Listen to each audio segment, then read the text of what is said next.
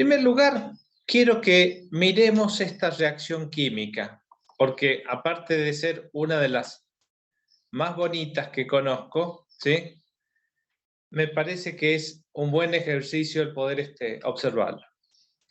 Entonces, observen en esta reacción, empieza en determinados lugares, ¿sí? Y se va expandiendo. Esa expansión, ¿sí? Es un frente de onda que se va haciendo más amplio, más grande.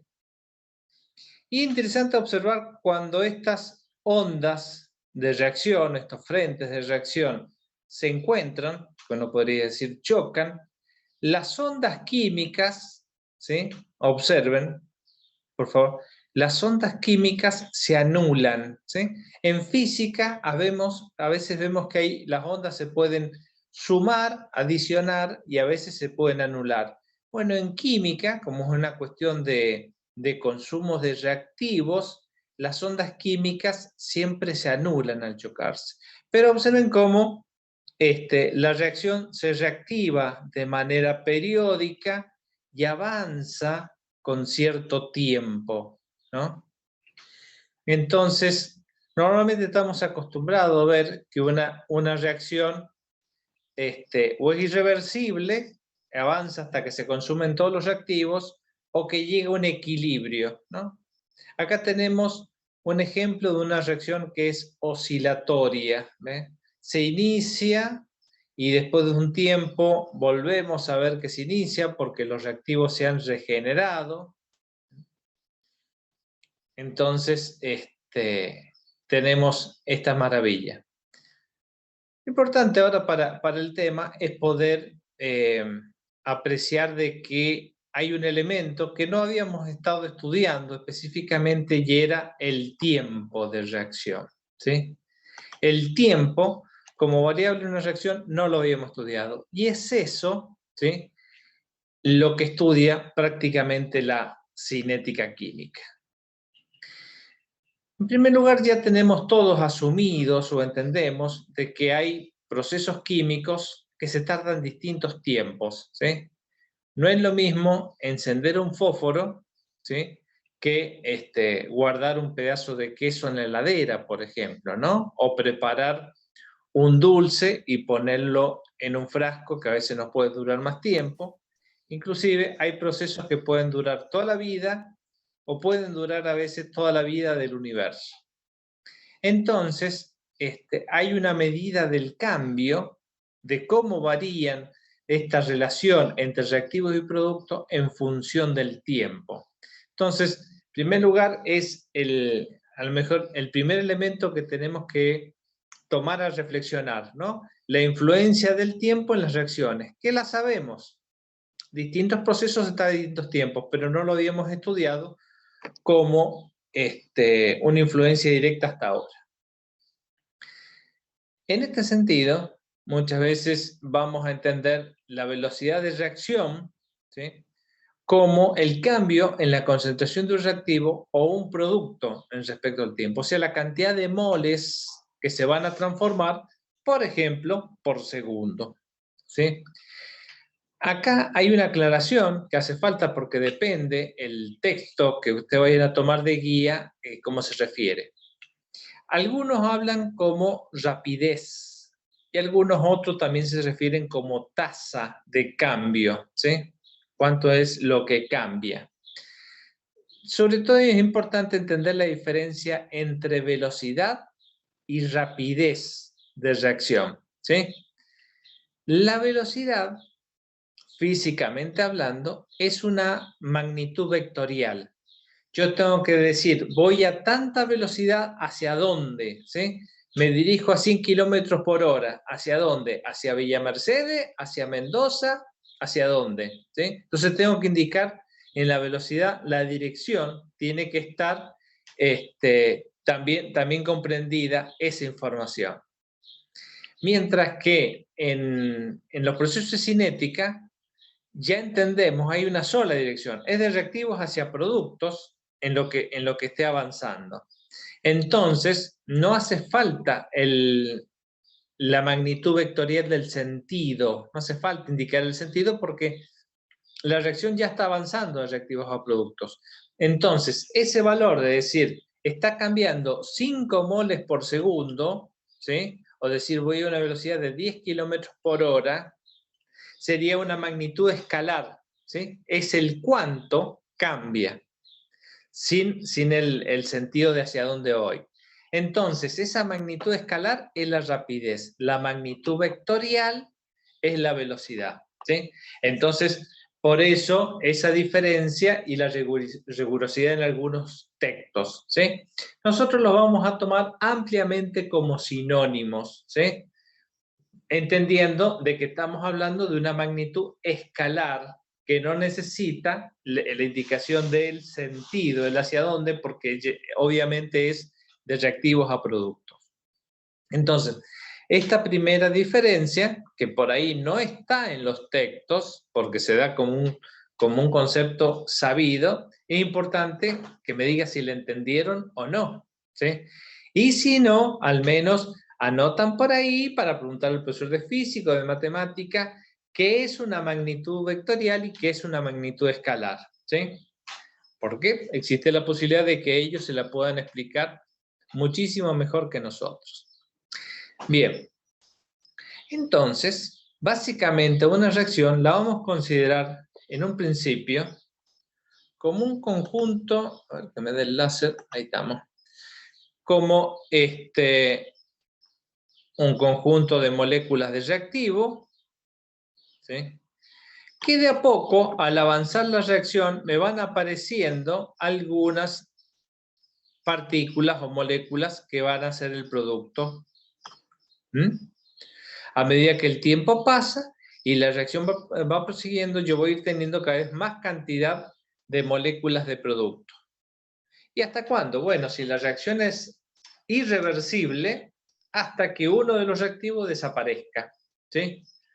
Y si la reacción es reversible, hasta que la velocidad de producción del reactivo y la velocidad de producción desde lo producido de los reactivos sean iguales, ¿sí?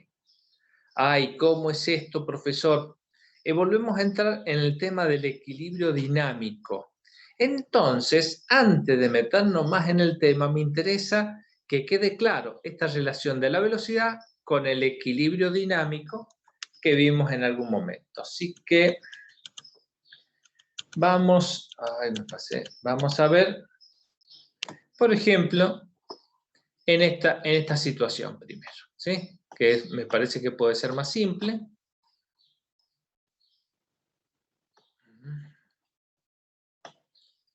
Vamos a poner, por ejemplo, 100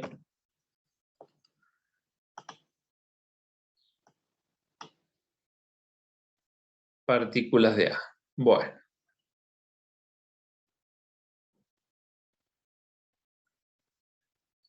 Observemos que en un principio, ¿sí? Las partículas verdes, que serían los reactivos, empiezan a pasar enormemente hacia los productos, ¿sí? Entonces acá tenemos una reacción que va a ir hacia los productos. Para apurarlo un poquito más, le vamos a agregar un poquito de energía cinética.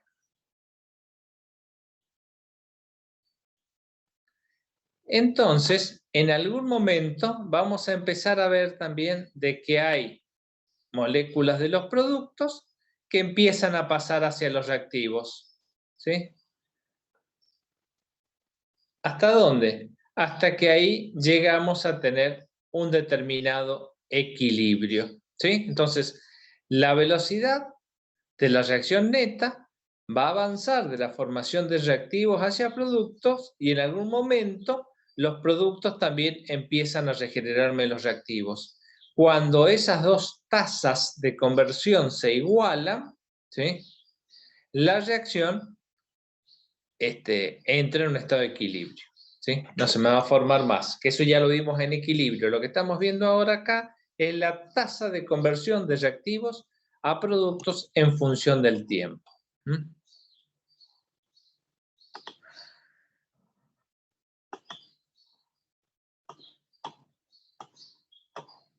Bien, Y otro ejemplo que vamos a ver,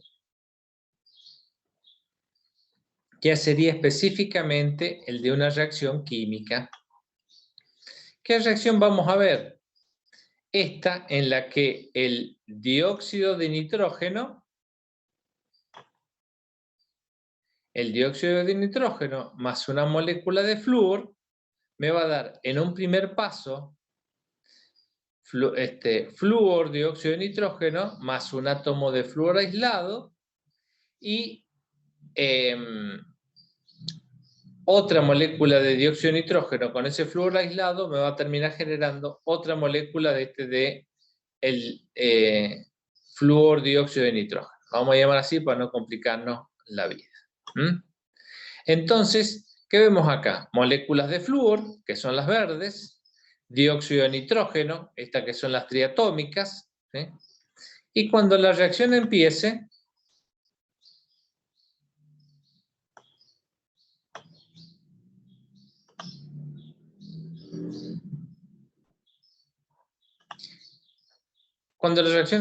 por ahí vamos a ver que nos indica los eventos reactivos. Acá se me formó una unidad de producto, ahí voy un flúor solito, hasta que reacciona con un dióxido de nitrógeno y me forma la otra del producto.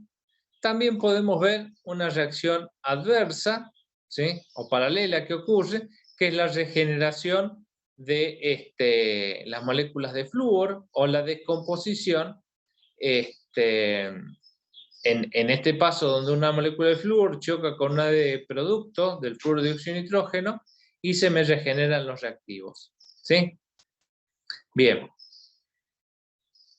Entonces, en este modelo más realístico, estamos viendo cómo a su tiempo distintos eventos reactivos ocurren generándome o bien productos o regenerándome los reactivos.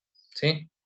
Entonces, es esta idea de que tenga cierta cantidad de moléculas que se van transformando en función del tiempo. Es al menos el primer punto con el que vamos a trabajar ahora.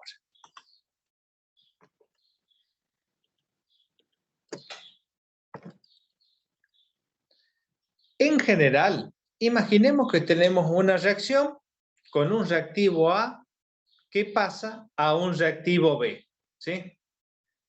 Sea como sea que la reacción ocurre, lo que vamos a tener que el reactivo A con el tiempo va disminuyendo, ¿sí? ¿Cómo será esta disminución? Bueno, será parte de nuestro estudio. Podrá ser, como caso extremo, una línea recta o ir decayendo con curvas de distintos tipos, ¿sí? Si la reacción es muy rápida, muy rápido se va a consumir el reactivo. Si la reacción es muy lerda, muy lentamente se va a consumir el reactivo. Entonces, ya vamos viendo que vamos a tener distintos elementos para poder ver.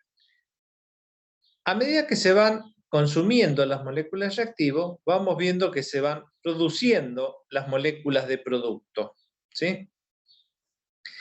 Entonces, también tenemos esta formación de producto que a veces es lo que podemos evaluar.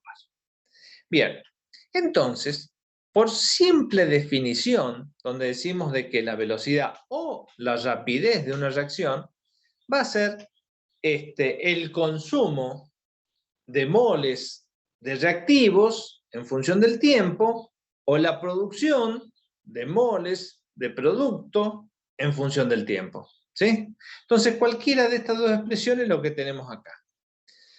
Miremos primero la verde. ¿Qué me está diciendo? La velocidad o la rapidez de una reacción es la variación, ¿sí? Acuérdense en el delta, siempre final menos inicial, la variación de la concentración del producto, o sea, de los números de los moles de producto, en función del tiempo que pasó donde esa variación de concentración se registró. Entonces, si tenemos, a ver si nos sale más o menos el dibujito, si tuviésemos, por ejemplo, este tiempo, ¿sí? Supongamos que esto es una línea recta. Supongamos que tomamos una diferencia entre este tiempo y este tiempo, ¿sí? Este sería el tiempo inicial y este sería el tiempo final. Entonces también para ahí voy a tener un valor de concentración inicial del producto, un valor de concentración final del producto. ¿Cuánto producto se me formó en este tiempo? Fue esto, ¿sí? Esto, que es el final menos el inicial, siempre va a ser una cantidad positiva de producto que se formó, ¿sí? Esa cantidad de producto que se formó fue en cuánto? En este tiempo. Entonces, de este cociente voy a tener la rapidez de formación de los productos.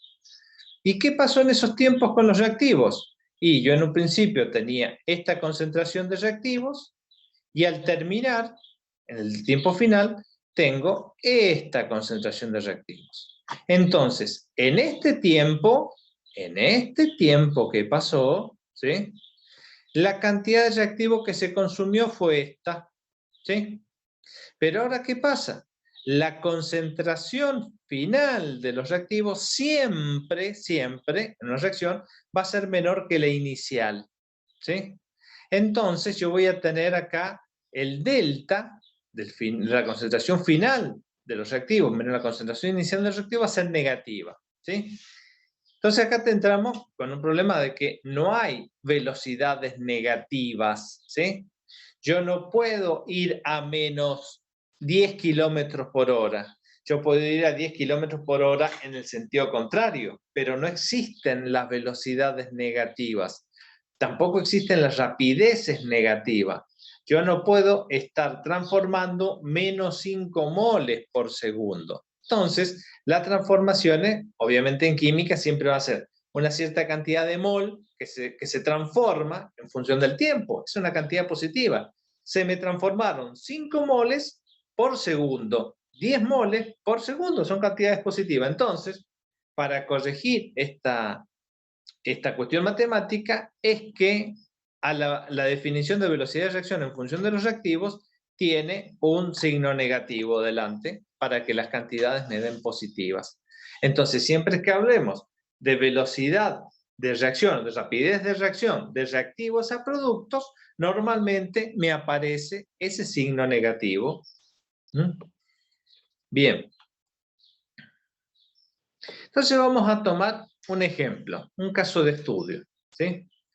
Acá tenemos una reacción de bromo con ácido fórmico que me termina produciendo 2 bromuros más protones más anhídrido carbónico. Bien. Siempre tengo que buscar alguna forma de cómo hago para seguir la reacción. Seguir la reacción quiere decir poder determinar la concentración de los compuestos de interés en función del tiempo. Bueno, esta reacción ha sido elegida porque el bromo 2, el bromo molecular, es líquido, ¿sí? Parcialmente soluble en agua, ¿sí? Y coloreado, tiene ese color pardo, ¿sí? Y los bromuros en los que se transforman son completamente solubles en agua y son incoloros. Entonces, a través de la intensidad del color, yo puedo seguir el comportamiento de una especie, ¿sí? Esta relación entre color, intensidad del color, ¿sí? Y el porqué del color va a ser objetivo de sus desvelos en materias a futuro, ¿sí? Después de estos, en los cursos que vienen, no lo damos acá porque se los recontradan después, viene la ley de Lambert y Beer que me dice, ¿sí? De que la intensidad del color en una solución, en algún producto, es directamente proporcional a la concentración de una especie, ¿sí? Y que el punto máximo de absorción o de intensidad de ese color, ¿sí? Va a ser una característica de esa especie. ¿Por qué tengo sustancias que tienen un color? ¿por qué tengo sustancias que tienen otro color? Eso también es una propiedad intrínseca de la materia, ¿sí?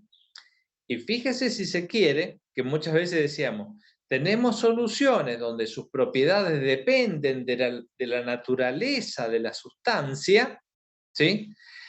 En este caso, el color de una solución depende de la naturaleza y característica de ciertas moléculas, ¿sí? Entonces también son propiedades que se transfieren a la solución, que no necesaria, o sea, que no son las coligativas, era la diferencia que queríamos hacer. Bien, entonces en este caso resulta de que el bromo, como una molécula muy simple, va a tener un valor máximo de absorción, ¿sí? Una de las cosas que descubrimos es que el valor máximo de absorción y el color que vemos son dos cosas distintas. En el mejor de los casos son complementarias, ¿sí? Si yo veo esto color pardo, es probablemente porque la sustancia se chupó, absorbió los tonos de azul, ¿sí? Y me dejó los amarillos y los rojos, ¿sí? Bueno, pero eso no es para ahora. Lo importante es que vamos a decir, tengo un punto donde la absorción es máxima y la altura de ese pico, ¿sí? De esa intensidad de pico, va a ser directamente proporcional a la concentración. Entonces, simplemente con eso puedo seguir la reacción. A mayor intensidad de color, voy a tener mayor cantidad de bromo. A menor intensidad de color, voy a tener menor cantidad de bromo y mayor cantidad de bromuro, ¿sí? Entonces, puedo hacer una relación entre la concentración y la intensidad de color. Bien, ya sí sigo. Entonces, para estudiar esta reacción, y que depende únicamente del bromo, voy a agregar una cantidad de ácido fórmico en exceso, cosa que se consuma lo que se consuma, la concentración del ácido fórmico no varía, ¿sí? Entonces estoy haciendo que toda la ecuación dependa únicamente de la concentración de bromo. Bien, entonces uno puede hacer una tabla, ¿sí? A distintos tiempos, ¿sí? A distintos tiempos, ir tomando a distintos tiempos, ir tomando distintas concentraciones de bromo, ir determinándolas, ¿sí? Y esos valores lo podremos graficar para ver qué nos da, ¿sí? Bueno, básicamente lo que vamos a ver es una representación como la curva que vimos recién. A medida que el tiempo avanza, la concentración del reactivo disminuye. Pero ahora bien, me interesa poder determinar la velocidad. Bueno, para poder determinar la velocidad, en este caso necesito decir, bueno, ¿en qué ventana de tiempo, cada cuánto tiempo voy a determinar la velocidad? ¿Sí? Entonces, por ejemplo, tomamos una ventana cada 50 segundos. Cada 50 segundos vemos cómo es la variación de las concentraciones y lo vamos graficando, ¿sí? Entonces obtengo acá esta tercera columna. Pero, ¿sí? ¿Y eso cómo lo voy a obtener? Bueno, sacando la diferencia, la concentración final menos la inicial, con el signo negativo delante, dividido en la diferencia de tiempo, ¿sí? Por ejemplo, puedo tomar la concentración inicial que tengo de 0,0120 molar menos 0,0101 molar dividido en esa diferencia de tiempo que son 50 segundos. Y eso me va a ir dando un determinado valor de velocidad. Pero ¿qué pasa? La velocidad de reacción depende de la ventana de tiempo, depende del intervalo de tiempo. No es lo mismo tomar un intervalo de 50 segundos que de 100. Si desde el inicio de la reacción tomo un intervalo de 50 segundos, el resultado que tengo es que la velocidad son 3,8 por 10 a la menos 5 moles de reactivos transformados por segundo. Pero si mi periodo de tiempo fuese de 100 segundos, por ejemplo, la velocidad sería 3,54 por 10 a la menos 5 moles de reactivo transformado por segundo, ¿sí? Entonces, acá resulta que depende del periodo de tiempo para obtener valor de la velocidad, ¿sí? Entonces, esto hace falta poder generar algún tipo de medida de la velocidad que sea independiente del tiempo, ¿sí?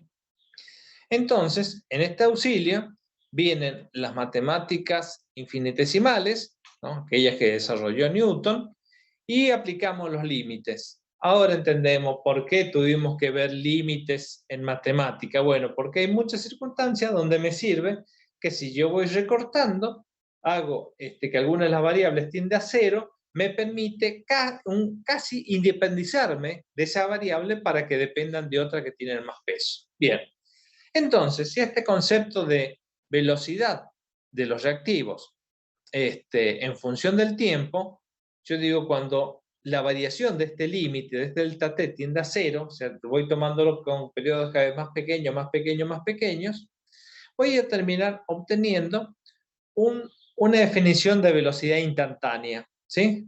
Donde me dice que la velocidad instantánea o la rapidez instantánea sería igual a la variación infinitesimal de la concentración de reactivo en función de la diferencial del tiempo. Todo esto obviamente afectado por un factor negativo. ¿De qué me está hablando, profesor? Bien, la diferencia entre esta velocidad promedio y la velocidad instantánea es la misma que vemos en un viaje, ¿sí? Si ustedes se van desde aquí, no sé, a Mendoza, ustedes pueden decir, fui por la autopista a una velocidad, y a una velocidad más o menos de 110 kilómetros por hora, que era lo que yo miraba cada tanto en el velocímetro.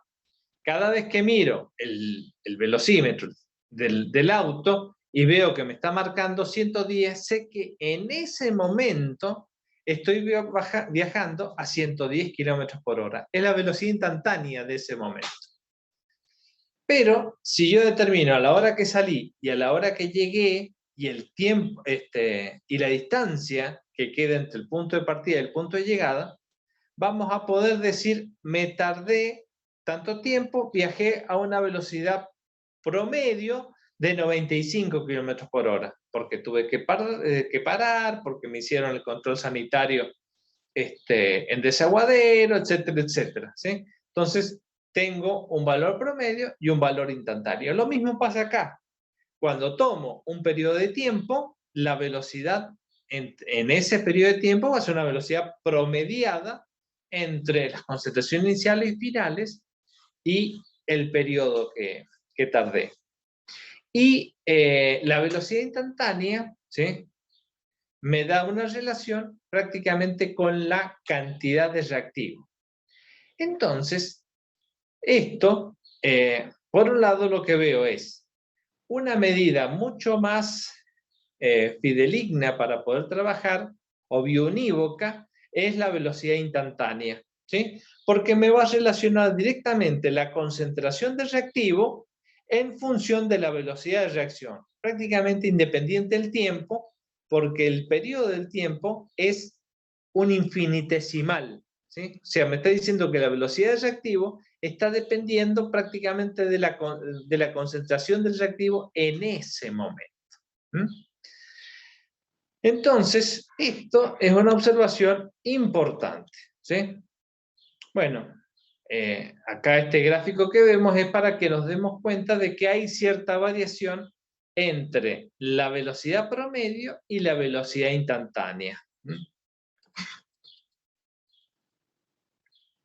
Bueno, entonces, espero que con esto, si me pudieron acompañar, se dieron cuenta de que hay una relación entre la concentración de reactivo y la velocidad de reacción, ¿sí? Bien, esto obviamente si tiene una versión más amplia, lo vamos a ver ahora con un ejemplo, donde vamos a poder ver la variación de la velocidad de una reacción de descomposición de agua oxigenada cuando el agua oxigenada está al 30% y cuando el agua oxigenada está al 3%. O sea, tenemos un orden de magnitud 10 veces la concentración entre una situación y la otra, ¿sí? Que normalmente esta reacción o reacciones semejantes es la que hacemos en el laboratorio. ¿Por qué? Porque es muy visual y fácil de poder ser seguida, ¿sí? Entonces, la reacción básicamente acá es, si al agua oxigenada le agregamos yoduro de potasio, que va a actuar como un catalizador, vamos a poder ver que el agua oxigenada se descompone mucho más rápido que lo que haría en condiciones normales, ¿sí? Bien.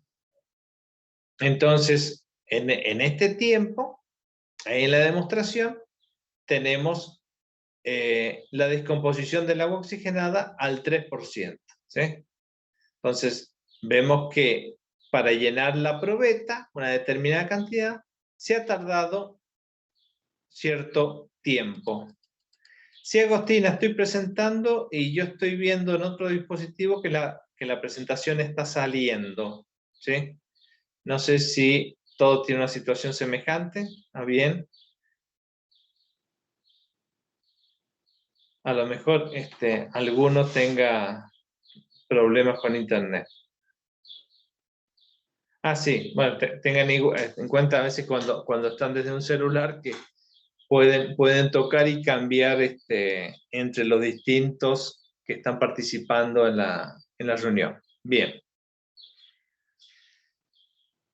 Entonces, en esta demostración, el profesor se tomó el tiempo que hizo falta para poder hacer eso.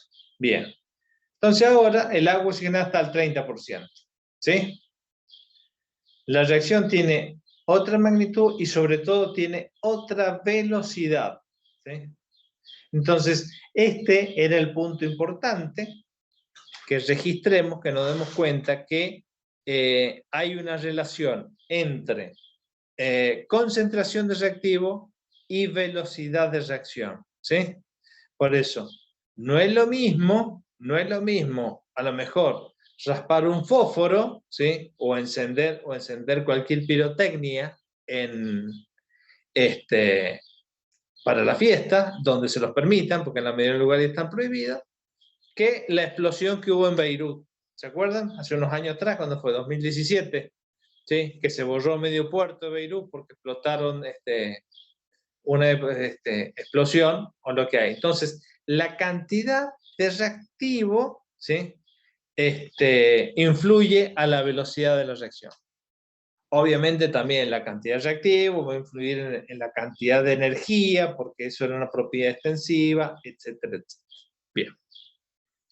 Bueno, entonces establecido ese principio, ¿sí? Vamos a poder venir a conformar esa relación, ¿sí? Hay una relación que es directamente proporcional entre concentración de reactivo y velocidad o rapidez de reacción, ¿sí? Entonces, esta proporción existe,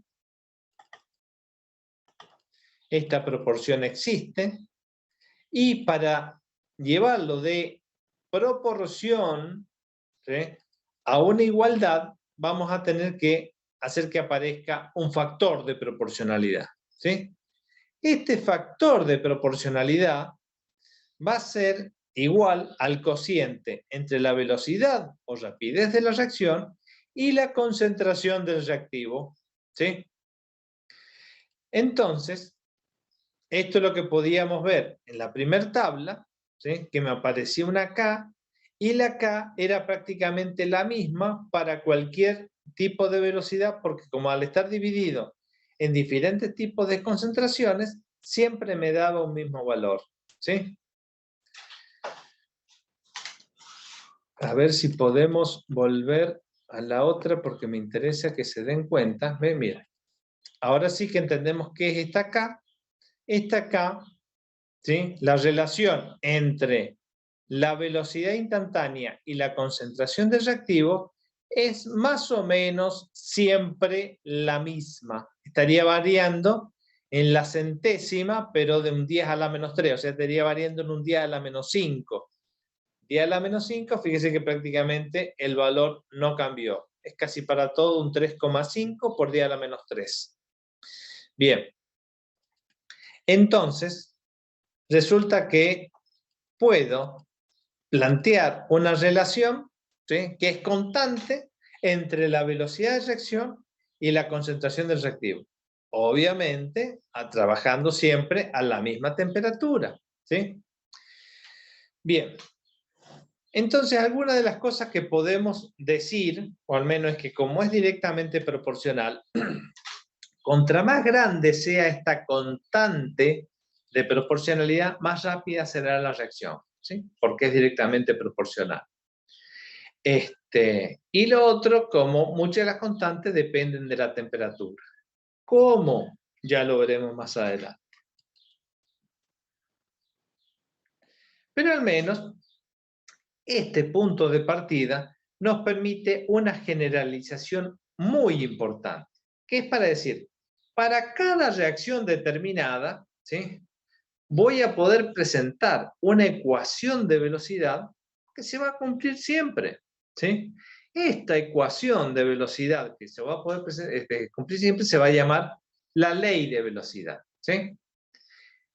Establezcamos una analogía. Cuando hablamos de la constante de equilibrio, escribíamos una ecuación y decíamos, para esa ecuación química se cumple la siguiente ley de acción de masa, donde tengo que la constante de equilibrio es igual a tal y tal cosa. Acá también digo, para esta determinada ecuación, ¿sí?, se va a cumplir siempre la ley de velocidad expresada a través de la siguiente ecuación. ¿Qué nos dice esta ecuación? Me dice que la velocidad o la rapidez de reacción va a ser igual a la bendita y siempre existente constante de velocidad, esta constante de proporcionalidad, por la concentración de los reactivos, ¿sí?, A y B, elevados a unos coeficientes que aquí vamos a llamar X e Y. Estos coeficientes X e Y lo vamos a denominar de manera consensuada como los órdenes de reacción. El coeficiente X sería el orden de reacción del reactivo A y el coeficiente Y sería el orden de reacción del reactivo B, ¿sí? Sumado los dos, X más Y, me daría el orden de reacción global, ¿sí? Entonces, de ahora en más, me va a aparecer el término orden de reacción y va a estar referido al qué exponente está elevada los reactivos. El segundo punto, muy importante, que para una reacción general, estos exponentes X e Y no son los coeficientes estequiométricos a donde elevábamos la concentración de reactivos, por ejemplo, en la constante de equilibrio, en la ley de acción de masa. En la ley de acción de masa decíamos que la constante de equilibrio era igual a el producto de la concentración de los productos sobre el producto de la concentración de reactivos, cada uno elevado al exponente de sus coeficientes estequiométricos. Bien, fíjese que acá no me aparecen los productos, está expresado siempre en función de los reactivos, y los exponentes, ¿sí?, no son, de manera general, iguales a los coeficientes estequiométricos. Bien. Entonces, como hablamos de orden de reacción, si este orden de reacción fuese 1, diríamos que el reactivo es de primer orden, ¿sí?, con respecto en la reacción, su papel cumple en la reacción. Si fuese un 2, sería de un segundo orden. Tal reactivo es de segundo orden en la reacción. O sea que importa más que los de primer orden, ¿sí?, porque va a estar elevado al cuadrado. Bien. La cuestión es cómo hacemos para determinar este orden de reacción. Si no son los mismos que los coeficientes estequiométricos, ¿Cómo hacemos para averiguarlo? Bien, y porque si averiguamos los órdenes de reacción, ¿sí? Vamos a saber cómo varía la concentración de reactivo. La concentración de reactivo lo puedo determinar por otros métodos, entonces ya con eso puedo determinar la constante específica de velocidad. Entonces, el cómo determinar estos órdenes de reacción es importante, ¿sí? Bastante crucial. Entonces nosotros vamos a ver dos métodos. No es que sean los únicos, pero son dos métodos generales que corresponden que entendamos en un curso básico de esto, ¿no? Bien. El primer método es un método general que yo se lo puedo aplicar a cualquier tipo de reacción química que pueda controlar. Y lo vamos a llamar el método de las velocidades iniciales, ¿sí? Y vamos a ver la dependencia de la velocidad en función a los cambios de la concentración de reactivos. Y el otro método, el método de la velocidad integrada, es solamente en este curso para aquellas reacciones de un solo reactivo que se me transforman en producto, ¿sí? Entonces, esta aclaración es importante hacerla ahora que estamos por empezar a ver, porque después me llegan al final queriéndome hablar una mezcla de los dos, y son para casos distintos.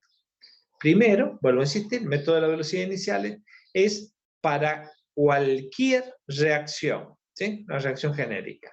Y el segundo, el método de la velocidad integrada, es cuando yo tengo un reactivo que se me transforma en producto.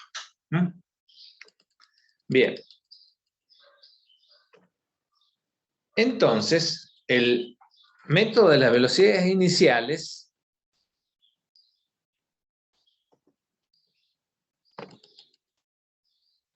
vamos a tomar una reacción de muestra como caso de estudio. En esta vamos a decir que tenemos el cloruro mercurioso que en presencia de iones oxalato me van a generar iones cloruro, ¿sí? Dióxido de carbono y cloruro mercúrico. Bien. Entonces, ¿cómo vamos a hacer para estudiar esta reacción? Bien. En primer lugar, yo sé que la velocidad de la reacción, la ley de velocidad o de rapidez para esta reacción va a ser igual a la constante específica de velocidad, que no la conozco en este momento, por la concentración molar del cloruro mercurioso, que es uno de los reactivos, elevado a la X, que va a ser su orden de reacción, que no lo conozco, por la concentración de iones oxalatos, elevado a la I, que nos va a dar su orden de reacción para ese reactivo, que tampoco lo conozco. Bien, ¿qué puedo conocer en este momento? Y como puedo conocer las concentraciones de cloruro mercurioso y de oxalato que yo pongo al iniciar la reacción. Y puedo medir la reacción inicial que va a ocurrir. ¿Sí? Bien. Entonces, acá, antes de hacer el experimento, es importante considerar algo que no está en los libros, ¿sí? ¿Por qué el método se llama de las velocidades iniciales? ¿Sí? Bien, vamos a dar 3 razones por qué tenemos que ocupar las velocidades iniciales y no cualquier otra velocidad, ¿sí? Bien, decíamos recién de que la velocidad de reacción depende de la concentración del reactivo. Por lo tanto, al iniciarse una reacción, la concentración de reactivo es máxima, por lo tanto, la velocidad es máxima. Entonces, al inicio de la reacción, yo tengo una velocidad máxima. Entonces, ese es uno de los motivos. Ocupo las velocidades iniciales porque al inicio de la reacción, las velocidades son máximas. ¿Sí? Esto me trae a cuenta la segunda situación. Cada vez que yo hago una medida, ¿sí? Cometo un error. El error puede ser por el método que uso, por cómo tomo la muestra y también los errores humanos, ¿sí? Entonces siempre es importante cuando yo voy a hacer algo, cuál es la probabilidad de hacer un error y cómo a eso lo voy a compensar. Si no consideramos eso en la vida, siempre nos vamos a sentir frustrados porque las cosas siempre tienden a salir mal. Entonces, si algo podemos aprender es saber que cada vez que vamos a hacer algo, ¿sí? Parte de ese algo que vamos a hacer va a salir mal. Entonces, ¿cómo lo puedo compensar o cómo lo puedo corregir?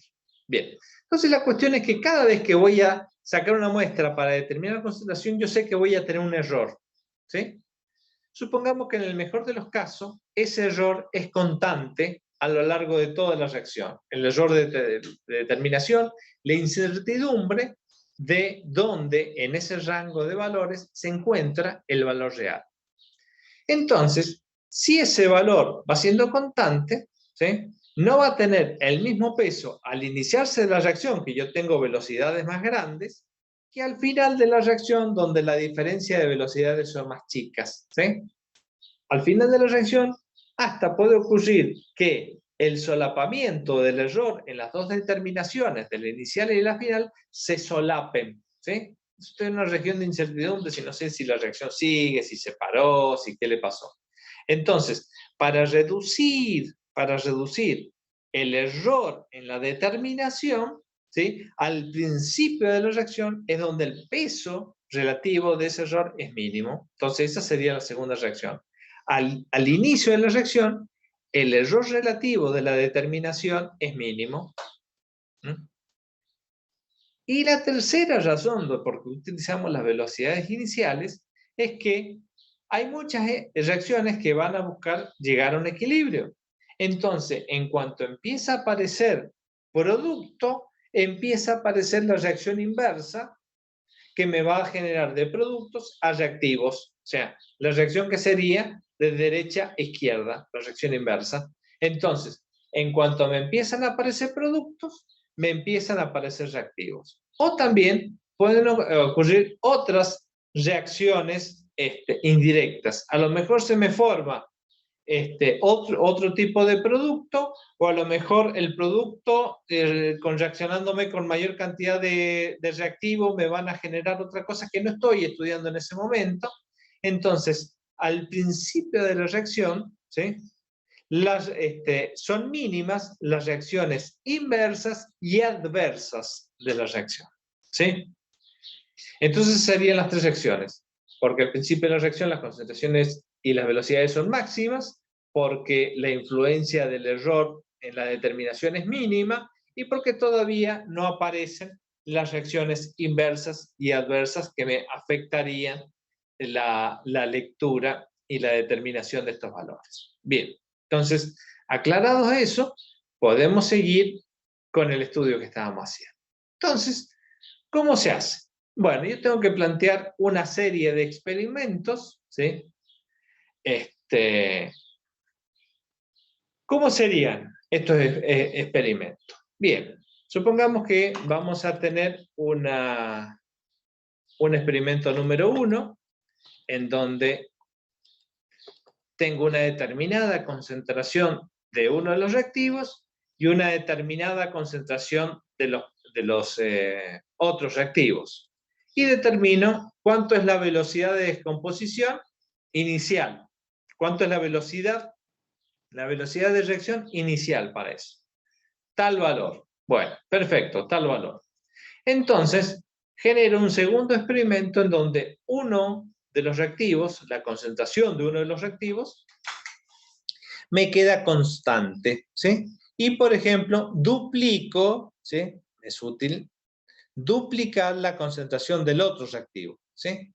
Entonces veo qué pasa, ¿sí? Lo que pasa puede ser que la velocidad de reacción no varíe, que la velocidad de reacción se duplique, que la velocidad de reacción se me cuatriplique, por ejemplo, son cosas que yo podría esperar. Entonces acá pasó de 1,8 a 7, o sea que casi se me cuatriplicó. Planteo otro experimento en donde vuelvo a dejar constante la concentración del otro reactivo y, por ejemplo, llevo a la mitad o duplico la concentración del otro, ¿sí? Y veo qué pasa con la velocidad de reacción, ¿sí? Entonces es importante ver si se duplicó o no. El tratamiento matemático más riguroso sería decir, la comparación que la velocidad del experimento 2, ¿sí? Sería con respecto a la del experimento 3, yo puedo decir, reduje a la mitad la concentración de 1, ¿no? Tomar el experimento 3 de referencia. Cuando pongo todos los términos, veo que la mayoría se me puede simplificar y me va a terminar quedando de que la velocidad del experimento 2 es el doble de la velocidad del experimento 3, ¿sí? Acá teníamos 3,5, acá tenemos 7. O sea, se duplicó al duplicar la concentración del primer reactivo, ¿sí? Se duplicó, ¿sí? Entonces, de ahí puedo ver qué número me va a dar que si dupliqué, o sea que si la relación de velocidad es de 2, el 2 elevado a la cuánto me va a dar 2, ¿sí? Entonces, para que eso se cumpla, la única opción es que x sea 1, ¿sí? Bien, entonces, para simplificarlo, ¿sí? Lo que podemos decir es que la reacción sería de primer orden con respecto al cloruro mercurioso y de segundo orden con respecto a el oxalato. Si comparamos entre estas dos, vemos que la velocidad prácticamente se duplicó la concentración de los iones de oxalato y se cuatriplicó la concentración se cuantificó la velocidad de reacción, ¿sí? Bien. Entonces, si es de primer orden con respecto al cloruro mercurioso y de segundo orden respecto del oxalato, podemos decir que el orden global es de 3. A ver si lo digo ahora o lo digo enseguida. Bueno, en general, vamos a trabajar con duplicar, porque es fácil entenderlo si digo duplicar. Si al duplicar la concentración de un reactivo, mientras se mantiene constante los demás concentraciones de reactivos, podemos observar que vamos a poder decir que esa reacción es de orden 0 respecto de ese reactivo si la velocidad no cambió. Dupliqué la concentración de un reactivo y la velocidad de reacción no cambió, ese aumento de la concentración de reactivo no tuvo peso en la velocidad de reacción. Por lo tanto, voy a decir es de orden 0, porque cualquier número elevado a la 0 es 1, ¿sí? Y como la velocidad no se vio afectada, es lo mismo que si hubiera estado multiplicado por un 1. ¿Mm? Si duplico la concentración de reactivo y duplico la velocidad, ¿sí?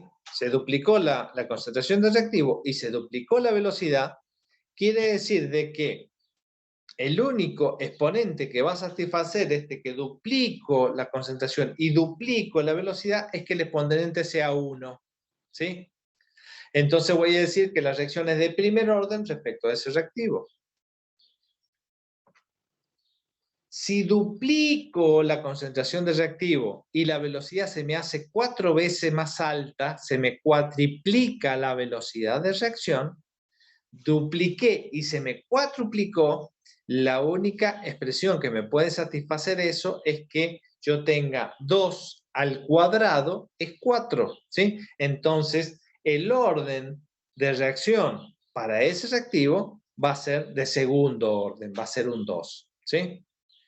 Y así, si dupliqué y se me octuplicó, va a ser al cubo, etcétera, etcétera. Entonces, para nuestro caso en general, vamos a ver estas situaciones. ¿Pueden existir orden fraccionario? Sí, pueden existir orden fraccionario, ¿sí? Entonces, eso se ve en cualquier curso de cinética avanzado. Por ahí nos aparece el término de pseudo-orden, ¿sí? ¿Qué es un pseudo-orden? Recién vimos en las dos reacciones, sobre todo en la reacción del bromo, con ácido fórmico, que vimos al principio, teníamos dos reactivos, pero ¿qué hacíamos? Agregábamos en exceso ácido fórmico para que no nos interesase la variación o el comportamiento del ácido fórmico. Entonces, toda la cinética de la reacción dependía de la concentración del bromo, ¿sí? Pero esa sería un pseudo orden de reacción, porque no estamos considerando qué pasa con el ácido fórmico, sino simplemente cómo es el comportamiento del bromo, ¿sí? Entonces, tendríamos ahí un caso de pseudo orden, que por ahí lo tienen en el programa y lo saben preguntar. Pero lo importante en este ámbito es poder entender este caso. Este caso los métodos de la velocidad inicial lo vamos a tener en la práctica, van a ir a los parciales y tienen que saber explicarlo en los finales. Y es aquí el punto que yo quiero recalcar, ¿sí? Tienen que aprender ustedes a hacer su propia tablita, la tablita anterior que vimos. Este modelo de tablita, háganse uno que resulte fácil. Pongo 10, pongo 20, pongo 1, pongo 2, pongo 4, el que ustedes quieran para explicar los distintos comportamientos que tienen acá. Y esta parte es uno de los puntos que les recomiendo de manera enfática que ensayen cómo lo van a decir. Porque he visto innumerables veces que hay estudiantes que lo estudiaron, que lo entienden, pero que no saben explicarlo. Porque explicarlo es un poco un trabalenguas, ¿no? Entonces, si no ensayé cómo decirlo, cómo establecer un ejemplo, una tablita con números y datos para darlo, se me complica la vida. Bien. Entonces, me parece que vamos a dejar acá para poder atacar mañana el método de las ecuaciones de velocidad integradas y los que nos queda del tema también, ¿sí?